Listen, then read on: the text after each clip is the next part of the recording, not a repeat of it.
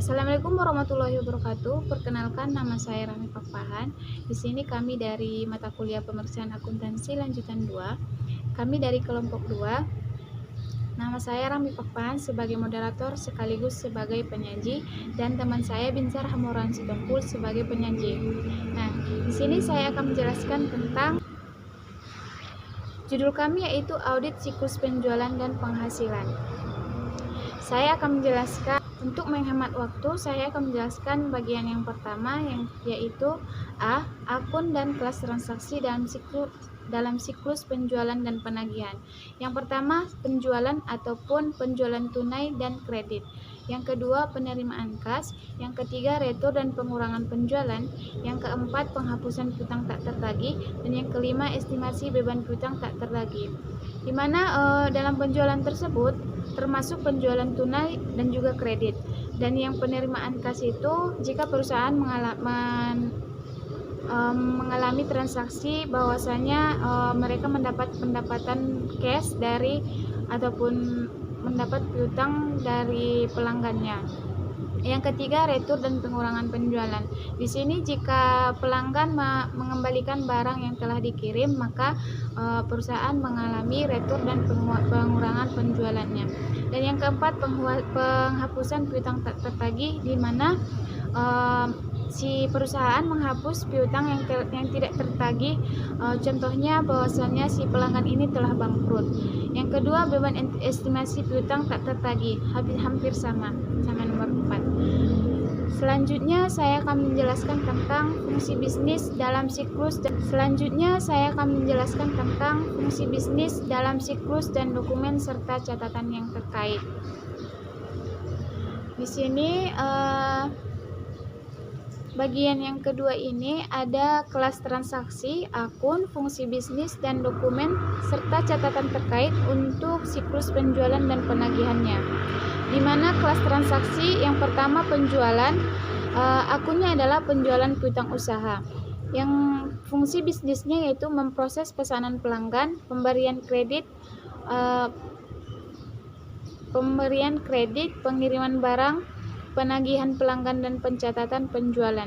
Dokumen dan catatannya yaitu pesanan pelanggan, pesanan penjualan, dokumen pengiriman, faktur penjualan, file transaksi penjualan, jurnal penjualan atau listing, file induk piutang usaha, neraca saldo untuk usaha, laporan bulanan. Yang kedua, penerimaan kas. Akunnya yaitu cash di bank atau debit dari penerimaan kas piutang usaha. Fungsi bisnisnya yaitu pemproses dan pencatatan penerimaan kas, dokumen dan catatannya, file transaksi penerimaan kas, jurnal penerimaan kas ataupun listing. Begitu juga dengan selanjutnya. Nah, pada kolom di atas, sebelum dapat menilai risiko pengendalian dan perencanaan pengujian pengendalian serta pengujian substantif atas transaksi, harus memahami fungsi bisnis dan dokumen serta catatan suatu perusahaan. Di mana yang pertama, pemproses pesanan pelanggan. Di mana pesanan pelanggan yaitu penerimaan barang dagang yang diajukan oleh pelanggan. Pesanan penjualan yaitu dokumen untuk mengkomunikasikan deskripsi kuantitas dan informasi terkait mengenai barang yang dipesan oleh pelanggan. Yang kedua, pemberian kredit. Dokumen pengiriman dibuat untuk mengawali pengiriman barang yang menunjukkan deskripsi barang dagang, kuantitas yang dikirimkan, dan data yang relevan lainnya. Yang ketiga, penagihan pelanggan dan pencatatan penjualan. Aspek paling penting dari penagihan yaitu semua pengiriman telah ditagih. Tidak ada pengiriman yang ditagih lebih dari 1 kali. Setiap pengiriman ditagih dalam jumlah yang tepat atau keakuratannya. Pemrosesan dan pencatatan penerimaan kas yaitu pre-listing penerimaan, yaitu daftar yang disusun ketika kas diterima oleh seseorang yang tidak memiliki tanggung jawab untuk mencatat penjualan piutang usaha kas dan yang tidak memiliki akses ke catatan akuntansi. Selanjutnya C. Metodologi untuk merancang pengujian pengendalian dan pengujian substantif atas transaksi penjualan. di mana auditor menggunakan informasi yang diperlukan dalam memahami pengendalian internal untuk menilai resiko pengendalian. Terdapat 4 langkah yang penting dalam pengendalian ini, yaitu yang pertama, auditor memerlukan kerangka kerja untuk menilai resiko pengendalian. Yang kedua, auditor harus mengidentifikasi pengendalian internal, kunci dan kelemahannya bagi penjualan. Yang ketiga, setelah mengidentifikasi pengendalian dan kelemahannya, auditor lalu mengaitkan dengan tujuan.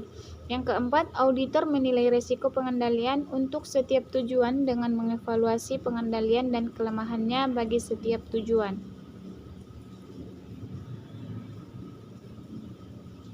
Nah, itulah penjelasan dari saya. Selanjutnya akan dilanjutkan oleh teman saya, Binsar Hamoran Sitompul. Kepada Binsar, saya persilakan. Terima kasih.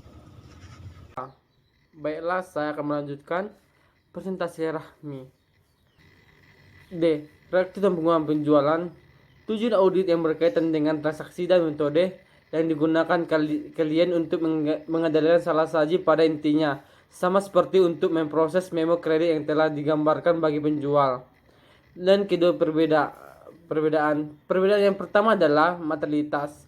Namanya hal reaktur dan pengurangan penjualan sangat tidak material sehingga auditor dapat mengabaikannya.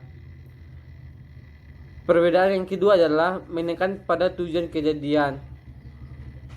Untuk reaktur dan pengurangan penjualan, umumnya auditor menekankan pada pengujian transaksi yang tercatat untuk mengungkapkan setiap pencurian kas dari penagihan piutang usaha ditutup oleh reaktur pada pengujian efektif. Tujuan kelengkapan juga merupakan hal yang penting, terutama dalam menguji saldo akun untuk menentukan apakah retur dan penjualan ditetapkan terlalu rendah pada akhir tahun. Secara alami, tujuan lainnya tidak boleh diabaikan. Akan tetapi karena tujuan yang metodologi untuk mengaudit retur dan mengurangi penjualan pada intinya, sama seperti untuk penjualan, tidak dimasukkan studi mendalami mengenai hal tersebut.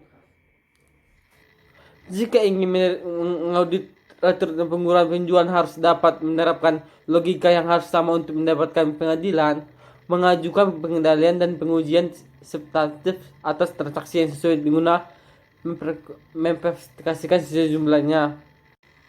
Metodologi untuk merancang pengujian pengendalian dan menguji substantif atas transaksi penerimaan.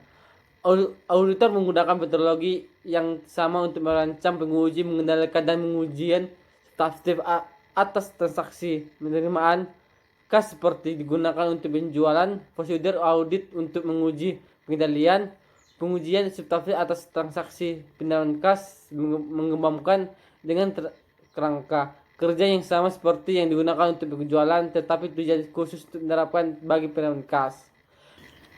Berdasarkan tujuan audit yang berdasarkan dengan transaksi, auditor mengikuti proses berikut ini. 1. Menentukan pengadilan internal kunci untuk setiap tujuan audit.